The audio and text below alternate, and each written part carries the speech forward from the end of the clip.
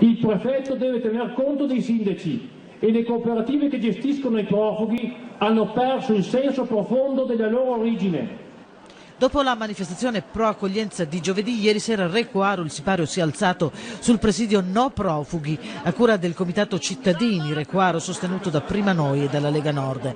Sotto il comune sono dati appuntamento in tanti perché in tanti sono preoccupati per Recoaro per le ricadute che l'accoglienza potrebbe creare nel mondo sociale e economico sul fronte della sicurezza.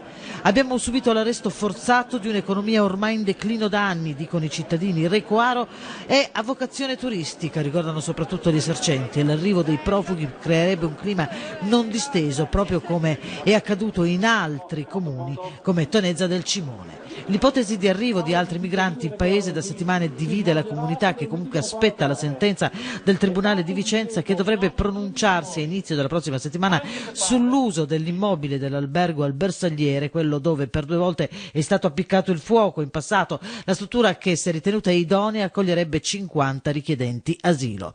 Assente anche ieri sera il sindaco Giovanni Ceola, che ci tiene a specificare che il suo ruolo di primo cittadino gli impone un atteggiamento paritario al di sopra delle parti.